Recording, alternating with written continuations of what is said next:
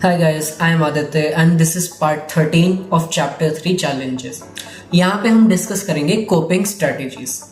ये वो तरीके हैं जो इंसान अपनी लाइफ के स्ट्रेस को हैंडल करने के लिए यूज करता है। देखो यार, स्ट्रेस तो तुम्हें मैं 100 बार बता चुका हूँ, लाइफ का परमानेंट हिस्सा है। एग्जाम्स की टेंशन हो, जॉब का प्रेशर हो या फिर तुम्हारे रिलेशनशिप में एक सेकेंड प्रॉब्लम आ रही हो, स्ट्रेस तो आएगा ही आएगा। बट बात यह है कि तुम स्ट्रेस को कैसे हैंडल करते हो, वही तुम्हारी मेंटल हेल्थ और वेल बीइंग को डिसाइड करता है।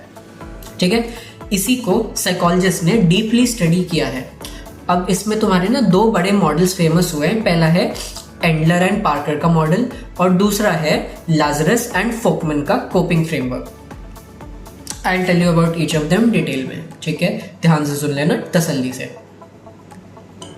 सबसे पहले एंडलर एंड पार्कर का मॉडल की बात करते हैं।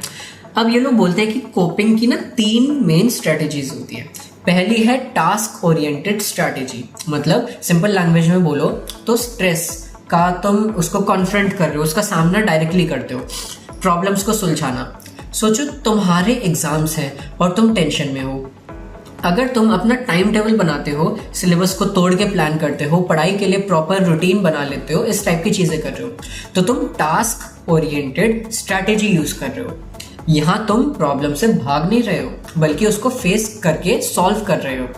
जैसे किसी को लगता है कि अच्छा मैं काइंड ऑफ पहले इंफॉर्मेशन इकट्ठी कर लूँ, ठीक है, फिर डिसाइड करूँ कि आगे कैसे बढ़ना है मुझे, या फिर मैं पहले के एक्सपीरियंसेस को याद करके उससे सीख लेता हूँ। ये सारे आपके टास्क ओरिएंटेड स्ट्रेटजीज के एग्जांपल्स होते हैं, जहाँ आप चीज़ों को सॉल्व करने पे फोकस करते हो। सेकंड होता है इमोशन ओरिएंटेड। ठीक है, अब कभी कभी प्रॉब्लम सॉल्व करना ना इजी नहीं होता यार, और स्ट्रेस के इमोशंस तुम्हें ओवरवेलम कर देते हैं, तो इंसान अपने इमोशंस को हैंडल करने लगता है। जैसे अगर ऐसा समझ लो, अगर गुस्सा आ गया तो रो लिया, या फिर किसी को सुना दिया, या अपने आप को समझाने लगा कि भाई चिल, सब ठीक हो जाएगा, या फिर डिनाई ही कर दिया कि भाई प्रॉब्लम तो है ही नहीं, सब कुछ ठीक है। ये स्ट्रैटेजी इमोशंस को कंट्रोल या वेंट करने पे फोकस करती है। एग्जांपल्स के लिए ले लो, तुम सोचते हो कि शायद ये प्रॉब्लम एक सेकेंड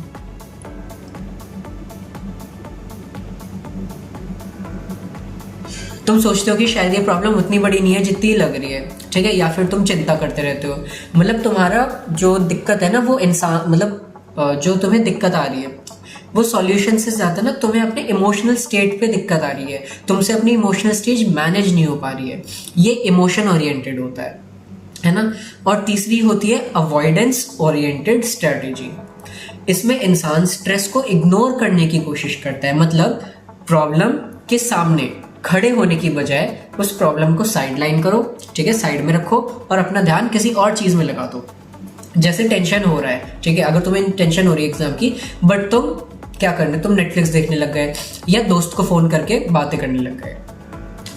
हो सकता है तुम फॉर एग्जांपल बाहर चले जाओ, घूमने चले जाओ, ठीक है। तो कभी कभी अवॉइडेंस ना एक छोटे ब्रेक के लिए तो ठीक रहता है भाई, लेकिन अगर हमेशा तुम लोग प्रॉब्लम से भागते जाओगे तो प्रॉब्लम सॉल्व होगी ही नहीं। ये एक तरह का ना ऑस्ट्रिच अप्रोच है। ऑस्ट्रिच में क्या होता है, ऑस्ट्रिच अपना मुंह गड्ढे में डाल लेता है जमीन में, उसको लगता है कि दुनिया मुझे दिख नहीं रही तो सब कुछ ठीक होगा, ठीक है, दुनिया को भी मैं नहीं देख रहा। वैसे ही आप स्ट्रेस को इग्नोर करते हो। अब इतना समझ आ गया, तुम्हारी ऑस्ट्रिच अप्रोच हो गई, इमोशनल ओरिएंटेड हो गई, टास्क ओरिएंटेड हो गई। इस सब के बाद आएगा हमारा दूसरा मॉडल, ठीक है, जो है लाजरस और फोकमैन का कोपिंग फ्रेमवर्क। ये दोनों साइकोलॉजिस्ट थोड़ा अलग अलग एंगल से देखते हैं। इनका कहना है कि कोपिंग एक डायनामिक और अडेप्टिव प्रोसेस है, मतलब कोपिंग एक फिक्स चीज नहीं है, ठीक है, सिचुएशन के हिसाब से बदलती रहती है। कभी तुम एक स्ट्रैटेजी यूज करोगे, कभी तुम दूसरी स्ट्रैटेजी यूज करोगे, डिपेंड करता है कि तुम्हारे सामने स्ट्रेसर कैसा है, सिचुएशंस कैसी है। और कोपिंग में ऐसा नहीं है सिर्फ बिहेवियर ही नहीं, बल्कि सोच आती है, सोच के कॉग्निशन, ये भी कवर होता है। तुम प्रॉब्लम को कैसे परसीव करते हो, कैसे री इंटरप्रेट करते हो और कैसे सॉल्व करते हो, वो सारी चीजें कोपिंग का पार्ट है। अब उन्होंने कोपिंग में 2 कैटेगरीज डिवाइड करी। पहली है प्रॉब्लम फोकस्ड कोपिंग। इसमें बंदा स्ट्रेस के रूट कॉज को डायरेक्टली टैकल करता है। सोचो तुम्हारे टेस्ट में मार्क्स कम आए। अब अगर तुम डिसाइड करते हो कि मैं एक प्रॉपर प्लान बनाता हूँ और डेली 2 घंटे एक्स्ट्रा पढ़ाई करता हूँ, ठीक है, तो तुम प्रॉब्लम फोकस्ड कोपिंग यूज कर रहे हो, मतलब तुम अपनी नॉलेज गेन करते हो, प्रायोरिटीज चेंज करते हो, इवेंट्स को मॉडिफाई करते हो, ठीक है। इस सब की कोशिश के चलते बेसिकली तुम एक्शन लेते हो जिससे स्ट्रेस का असली सोर्स कम हो जाए। समझ आ गई?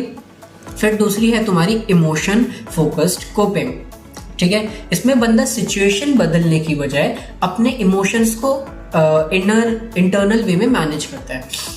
फॉर एग्जाम्पल्स, मार्क्स कम आए और तुम सोच लेते हो कि कोई बात नहीं, अगले टेस्ट में ठीक कर लेंगे, या तुम डायरी लिख के अपने दिल का सारा गुस्सा निकाल देते हो, या किसी से बात करके अपना मन हल्का कर देते हो।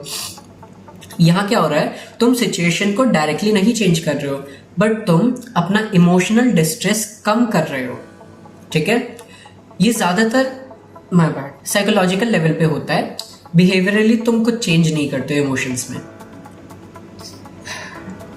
ये तो फ्रेमवर्क हो गए तुम्हें। रिसर्च कहती है कि दोनों आपके फोकस्ड दोनों स्टाइल इंपॉर्टेंट है, ठीक है।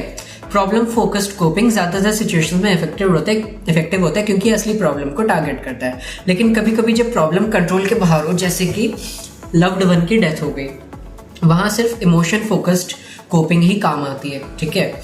मतलब बेस्ट अप्रोच ये है कि दोनों स्ट्रेटेजीज का मिक्स करके यूज करो सिचुएशन के हिसाब से कि कहाँ पे क्या चीज सही बैठ रही है। तो आई होप तुम्हें अब क्लियर हो गया होगा। एंडलर एंड पार्कर ने कोपिंग को 3 स्टाइल्स में बांटा, ठीक है, टास्क, इमोशन और अवॉइडेंस। लाजरस और फोकमैन ने उसको 2 बड़ी कैटेगरीज में रखा, क्या नाम है, प्रॉब्लम फोकस्ड और इमोशन फोकस्ड, ठीक है। दोनों मॉडल्स मिलकर एक कंप्लीट पिक्चर देते हैं कि एक इंसान स्ट्रेस से लड़ने के लिए कितने अलग अलग तरीके निकालता है।